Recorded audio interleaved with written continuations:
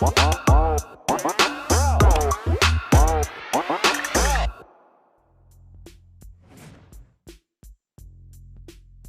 up, beautiful people? Welcome back to another episode of the BMR NBA show. Happy holidays to all of you. Hopefully you guys, got some nice gifts. Santa was nice to you. Honestly, I'm too grown for presents. I got my family's so big, bro. If you just count my brothers and my sisters, their wives and kids, and my mother, that's like 27 people, bro. So, holy shit. Yeah. So and don't even let me start talking about like my aunts and uncles and cousins and all that. So, Jeez. But we'll do like a secret Santa where you gotta buy like one person something to keep it fair. You know what I'm saying? Yeah. But yeah, hopefully Santa was nicer to you than he was to me. I'll say that. I got a food ninja. I love the food ninja. I love cutting up vegetables instantly. Nice. You know, I like to cook. You know. Yeah. So I got a little food ninja. So I've been excited. I've just been cutting up vegetables and throwing them away just for fun. I don't know what that says about me, but listen. Hopefully, you guys are eating nice, betting, cashing, and I know you're here for another session of some NBA talk. The Christmas Day games were a little bit. I'm not going to say disappointing, but it's just disappointing that all the players are not available to play. We could go over these games one by one just to touch on them. Like the Knicks-Hawks game, the game was terrible to me. Yeah. The fact that I get why people in New York would be cheering Kemba Walker triple-double because he's a New York guy. They want him to feel good and all that. But without Trae Young, the game kind of sucked, honestly. Mm-hmm. The Brooklyn game against the Lakers is some of the easiest money I think I've made in a really long time. The other games by then, I'm gonna admit to you guys, I was sipping. Yeah. Like I said, I got a huge family, bro. Like, it's just a lot of food, a lot of liquor. Yeah. Once I won that Brooklyn money, I was like, I'm gonna call that a day. What about you? How was your Christmas Day? It was good. I mean, hectic, little kids running around. Didn't get to focus as much. I didn't spend a lot of, going in between the football games as well, trying to, catch up on that. I kind of skipped the morning game because that Browns-Packers game, who the hell cared? So it was, it's just like you said, eating, sipping on. And by about 3 or 4 o'clock, I've had enough of Grandpa's cough syrup where I'm a little 2 sheets to the wind and don't give a damn what's happening anymore.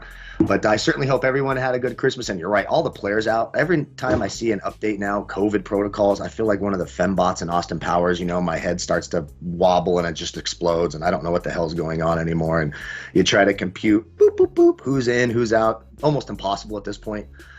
So hopefully we can find a few good spots today. And, of course, it's already reared its ugly head early this morning in that Boston-Minnesota game.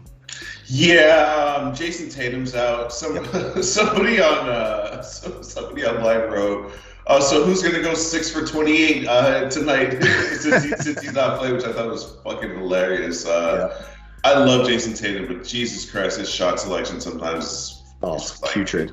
It fucking kills me. Sorry for the swearing, guys. Let's get into today's games, though. That's what y'all are here for. Hopefully, like I said, y'all cashed on Christmas. We're back with more action. Obviously, not to be pessimistic, but COVID is kind of making it hard to cap some of these games. I only have one official pick for that reason. I'm trying to protect my money and not just bet all over the place with all these players missing. And it certainly had an effect on my betting in the NFL as well. You guys know Kyle does a couple of football shows for us, but the Donnie and Kyle NFL show, if you don't know what I'm talking about, what are you doing with your life, bro? You're missing out. Team totals are killing it. We're just hitting every. Come on, son. You guys trying to cash or not? Get your act together. If you're not following Kyle and Donnie, get your act together. But we're here for NBA. Whenever y'all are ready, let's pull up this first game and get this cracking. Love it. I don't have a play on this game just because I'm just going to be 100% honest. I don't need to have a pregame play. I'm going to just live bet this game. I need to see who's playing. I'm tired of this nonsense of not knowing who's going to play and all that. The Clippers are a weird team to cap right now. They're having a hard time finding consistency. That's why they're just one game above 500. They've been bit by the injury bug a little bit themselves, not only just with COVID, but throughout the season. Now you're telling me Paul George has a torn ligament in his elbow, and I'm like, what are we doing here? So with that said, I don't have a play on this game. I'll let Kyle go because I've been talking a lot to start the show, and then I'll give you my leans and go from there. So Kyle, tell me what you got. I think you hit the nail on the head. And I think you sort of touched on this, and it's important. Just because a game is out there, and just because there's games out there, does not mean you have to place a bet. Right now, the NBA is absolutely insane. You never know who's going to play in any game until they're actually on the court. So you need to be really careful placing these bets. And you're right, this is a live betting spot. It has it written all over it. Before the game, I do lean Brooklyn here. You got the Clippers on a back-to-back. They just played last night. Of course, at least we know right now that James Harden will be there for Brooklyn. So that's always nice to know. And that's about all we know, right? I mean, we may end up seeing DeAndre Bembry in the starting lineup again, Bruce Brown, Patty Mills. I mean, it's a real who's who of, garbage players, essentially, in the NBA. And then for the Clippers, I mean, what are we relying on here? Terrence Mann and Bledsoe to, carry the torch to victory. So I lean Brooklyn, but again, this has live betting spot written all over it. It would be insane and foolish to start making bets at, 12:30 Eastern, 9:30 Pacific over here on the West Coast, when by the time, 3 o'clock rolls around, there could be 4 more guys out. So it's really important here to, when you're right now with the climate and how everyone's up in arms about COVID, we're doing this whole thing again. Make smart bets. Wait till you actually have information. This has live betting spot written all over it. But if I was pregame right now, the proverbial gun to my head, I would lean Brooklyn. Listen, bro. Brooklyn has 8 players out due to health and safety protocols, and they're laying 4 points. What are we doing here? Well, I've tried to go against those teams who have a bunch of players out, and it always burns me. I swear to God, every time.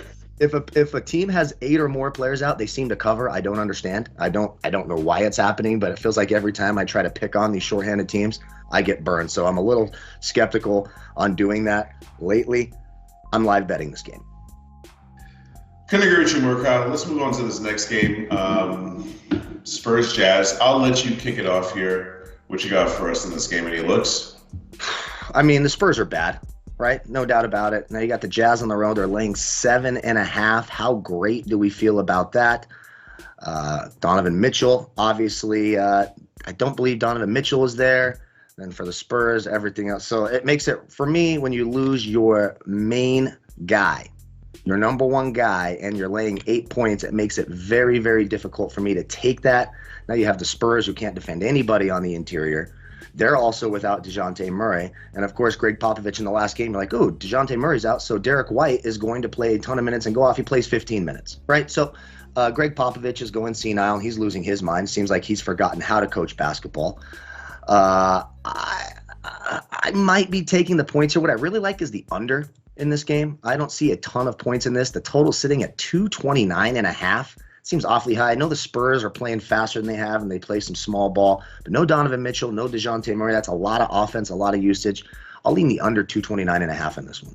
I mean, listen, I'm actually probably going to bet that because now it's like 230 in most places. And the reality is, where the hell are all these points coming from? Exactly. Listen, I know the Spurs, their splits would tell you that there's probably going to be a lot of points scored, but they're just a super weird team right now because they're just so much worse at home than they are on the road, and like it's really hard to figure it out. Right now, record-wise, they're the same. They have the exact same record at home as they do on the road. Which is 7-9. The problem is, at home they score 116 points a game versus 108 points a game on the road. So that's why this total is so incredibly high. Yeah. The reason why they're not a good team is because they also allow 113 points a game on the road. So at home. So even though they score 115, they allow 113. So it almost 116 to 113. It almost cancels itself out in the end because they can't find any level of consistency because on the road they're holding teams to 106 points. Your splits should never be that drastic. Like you're allowing 7 more points a game and scoring that much more. Like that's just the hallmark of like a really, really not a really bad team, but not a good team. Definitely not. Spurs have not been a good team for a while. And I mean, I will say, without Donovan Mitchell there, we talked about the bad defense at home, etc. Mike Conley over 17.5 points, minus 105. He's not going to have to deal with DeJounte Murray. It's going to get a little bit easier for him on both ends of the floor. I could see Mike Conley getting to 18 points and picking up some of that offensive. But then again, you're relying on Mike Conley, one of those cold shooting nights for Mike Conley. So it's a little bit nerve-wracking there. But if I'm looking at a player prop in this game, Mike Conley should get to 18 points. Yeah, I mean, listen, I just don't like anything about this game. What you're telling me, Donovan Mitchell and DeJounte Murray are out, I'm kind of off this. Like, it's a lot of points, bro. If you're the talking unders about play. The unders. Yeah, 230 is a lot of points for what these guys are putting out here. Yeah. I would take the under. I don't have an official play on this game, but that's my lean, if anything. So let's move on to this next game real quick here. Grizzlies and the Suns. Another game that I don't have a play on, to be honest with you. Again, I don't see a need to make plays pre-game with the current state of affairs in the league. Every time you turn around, somebody else is being ruled out. So whereas there's a couple of teams that situation is a little bit more under control. In this case, the Suns are still not missing any of their key guys. So my lean would be to them, but I just don't see a definite advantage here when it comes to this spread. Like -8, still a lot. I don't know. The Grizzlies are not as bad as they've played in their last couple of games. I know they obviously just blew out Sacramento. But they lost to the Warriors, which is fine. It's the Warriors. They lost to Oklahoma City, which was not fine. That was the infamous, fan booing John Morant game. And they lost to a shorthanded Blazers team. So they weren't playing that well. But what I like about them, and I'm going to say why they might be worth taking points with here, is that their defense is still pretty good. Like, in those games that I'm saying they lost, it wasn't because of their defense. They lost because of their offense. Now, the problem that I have with this team as a whole is that they're ranked so high offensively. I don't know how sustainable that is. Right. And that's my problem with this team. I've bet against them enough this season and been burned to say that I kind of just don't want to get in their way. So if anything, I'd actually more likely take the 8 with Memphis than I would be to lay the 8 with the Phoenix Suns, who, they don't really lose too often. Yeah. Bounce back spot for them after losing was a pretty important game to the Warriors, a statement game, whatever you want to call it. I just don't know. I don't see an advantage either way. You know what I mean? Like I just don't know. So I'm just kind of off it for that reason. Can you talk me into either one of these sides, sir? Well, what I would like to talk you into is maybe a live bet on Phoenix in the second half. So we got Memphis coming off a back-to-back. We've got Phoenix has the rest advantage. They're at home. I'm not big any time in the NBA. I know this is not the NFL. So even though 8.5 is a lot in the NFL, 8.5 is an awful lot in the NBA. And you take that early and you're blowing a team out and they come back and hit a couple of threes in the last 2 minutes. And next thing you know, you get back to recovered. So it's a lot of points. So I'm not really in the habit of taking 8.5 points in almost any scenario. But Memphis should be a little bit tired. One thing I do like, DeAndre Ayton, over 10.5 rebounds, -125. Love that matchup. He's going to be guarding and, going head-to-head with Steven Adams. Well, Steven Adams does not leave the rebounding area of the basketball court. He doesn't play on the perimeter. So DeAndre Ayton's going to be under there defensively, meaning every time Memphis misses a shot, that rebound is going straight to DeAndre Ayton. I like that 10.5 rebounds. I think he hits that relatively easily today, just based on the play style of Steven Adams. And Steven Adams will be out there, 25 to 30 minutes. So I like that quite a bit. And then for me, I'll just wait for those tired legs in Memphis to kick in, and I'll take them. I'll live bet Phoenix in the second half, assuming it's not a blowout in the first half. Listen, I like the angles that Kyle just gave us there. The tired legs, because that's why I'm on this live bet thing right now. Yeah. First of all, I always live bet anyways. And I mention that all the time. People ask me to tweet out my live bets, and it's just kind of like, I just don't. I just always got my phone in my face. It's difficult to do unless you're doing it like halftime or at a commercial break. The lines move so fast. By the time you tweet out, the line is gone. So there's almost no value in that. Not only that, I have such a hard time getting my bets in that by the time I tell you a bet, it's not even going to exist anymore. So exactly. What's the point of that, really? So, yeah, I'm going to be live betting this game for sure. I think the tired legs could be a factor for Memphis for sure. Obviously with travel included. So, yeah, I don't have an official play on this game though. So they're going to be tired just going through the airport. That Phoenix airport's huge. Yeah, it is. Unless you got anything else to add, though, Kyle, let's get to this Bulls-Hawks game. Here we go. Now, this is an actual game that I do have a play on. And I'm laying the points with the Bulls. I know it's a lot of points. So don't, trust me, I don't love it. I actually got it at -6 and 5.5. 6 would be my limit. The Hawks are so decimated right now. And even when they're healthy, they're not that good. If just being honest, if you watch the Hawks games, they don't play any defense whatsoever. And if there's one thing that the Bulls can do with the roster that they have, with the players they have available, unlike 90% of the teams, the Bulls have their best players available to play. Yep. Listen, I'm not going to overdo it with betting this game because it's still a lot of points to be laying on the road in any situation, regardless of your advantage. But the entire Hawks roster is out. So I'm actually surprised that it's not gone over that 2 possession threshold, which is 6, which is why that's my limit. That's why I had to bet it.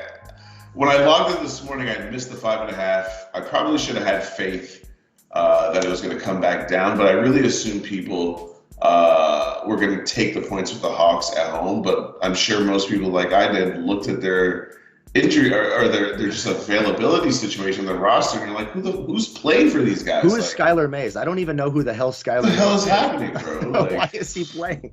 So who is this guy? Yeah, it's pretty ridiculous the quality. Who's paid to go? It's funny. The last Hawks game that I saw. No, I'm sorry, I'm confusing it. I saw the Bulls against the Heat. I was gonna say the last Hawks game I saw was Hawks Bulls, but it wasn't. But who the hell on the Hawks is gonna guard Zach LaVine or DeMar DeRozan tonight?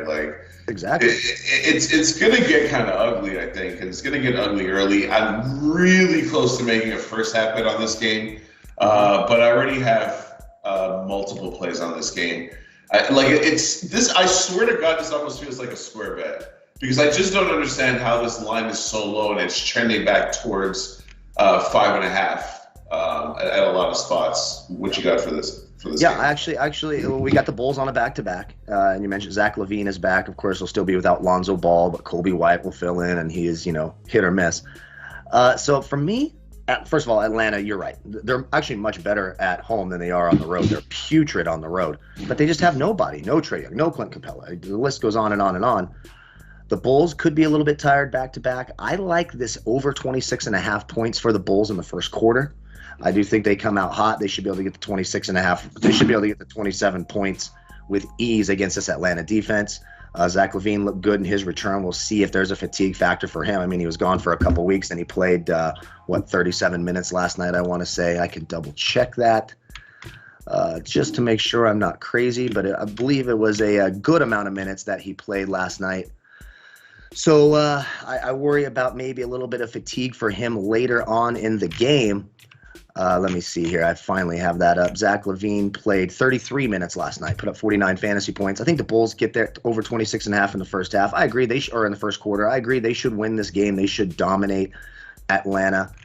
But again, I get nervous attacking these depleted teams because for some reason these G Leaguers come up and they just put their heart and soul into it. Maybe a little bit of a letdown for the Bulls, so it makes me slightly nervous. But I think they get the 27 points in the first quarter. That's the play I have in this game. I like it. It's a pretty good play. Listen, I might jump on if it wasn't for all the action I already have on this game. And honestly, I really want to get involved in this first half. I think the Bulls know the opportunity they have to just come in here. Yeah. Put the boots to these guys. I just seen one of the books. Man, one of my fucking shops got it at 2.5 right now, son. Oof. Put me in Bulls 2.5 first half. Yeah, I'm adding that to I like that. I'm adding that. That's in there. I like that. We in there like swimwear, son. Yeah, I like that. I like that quite a bit. Last game, Celtics Wolves. I'll kick it to you, Kyle. Let you start off. What you got for us? Well, I'm sorry. I was just gonna say, once Jason Tatum was announced out, and they're still laying this many points, I was like, I can't really do this. Yeah. So then I instantly went over to the Wolves, and I'm like, okay, who's gonna be here for the Wolves? Because you have to do that with every game. We just don't know. So no Karl Anthony Towns, no D'Angelo Russell. Maybe we get Patrick Beverley. He's dealing with some conditioning stuff coming back from the protocols. Now you have no Jason Tatum, and then Marcus Smart just was announced questionable with a hand issue. It's a lot of firepower from these two teams. Now, my official play on this game, it is official. It's my only official play of the day, even though I kind of like that under 229.5 in that Utah Spurs game quite a bit as well. But I'm going to take the under 214.5. Where's the offense coming from? It's Malik Beasley and Jaylen Brown, right? I mean, that's it. Are we worried? The Celtics may get Al Horford back tonight. I think he's got a possibility of returning. Does that make me scream over? No, it does not. Who's scoring buckets for Minnesota? That was my problem. Who is putting the ball in the basket for Minnesota outside of Malik Beasley? And I just didn't see a lot there that I like. So I don't see the points here. I like the under 214.5. Too many offensive stars, too many high usage, high output type guys out for this game. I don't know where the points come from. I like the under 214.5. Yeah, listen, I agree with you here. Even when the Timberwolves have all of their players, it's true. Their offense is not great. Yeah. So, and their defense is going to be better interior without Karl Anthony Towns there. I know that sounds crazy, but he's the worst interior defender maybe in the history of the league. Without him there, if you go back, I believe it was 3 seasons ago when they had Georgie Dieng was backing up Karl Anthony Towns, and Towns was out for like a month and a half. They were the worst starting 5 defensive efficiency ever in the history of the NBA. And then when Georgie Dieng was in, they were 11th in the league. That gives you the discrepancy in how bad Karl Anthony Towns is defensively. So without him there, they're actually better on the interior defensively. Yeah, I mean, I'm just not interested in this game with all these people out. Especially once Jason Tatum, like I said, went out, and it's just like all interest that I could possibly have in this game. Now I'm capping people that I don't really know that well. I can't do that. So absolutely. No official play for this game. Guys, if you want to bring up our officials so we can wrap this up. All right, so I got Bulls -6 full game and Bulls -2.5 first half. I don't understand that line, so I like it. It feels like a square bet. I'm actually a little bit more nervous than I'm acting right now, but it should cash. I feel like it will cash. Thank you, Happy Lettuce. Thank you, Happy Lettuce, for making us calm. No, I kid. I kid. My official, I got the under 214.5 in that Timberwolves Celtics game, and I'm going to add the under 229.5. in that Utah San Antonio game too. I don't see a ton of points in that one either. 2 unders totals for the game. And again, my favorite prop play, DeAndre Ayton, I think he gets over 10.5 rebounds. That's at -125 over at BetMGM. Again, I like where he's going to be positioned on the court dealing with Steven Adams. Should put him in prime position to gobble up rebounds. And again, make sure when you're betting these games, don't bet these games 3 hours before tip-off. Wait until the starting lineups are announced. You know who's going to be in the game, then make your decisions. And you're not crazy for doing what I'm going to be doing a lot more of than pre-betting is live betting. Absolutely. Guys, thank you for joining us always. Shout out to everybody in the chat, always participating, keeping things lively. We appreciate all of you. Yep. Make sure you join us tomorrow, 12:30 Eastern. Check out BMR's YouTube channel. Make sure you subscribe, you like, and you share. Don't be greedy. Your friends want to cash tickets too. Make sure you check out Kyle and our guy Donnie on the football shows. We'll see you same time, same place. We appreciate you. Let's cash some tickets.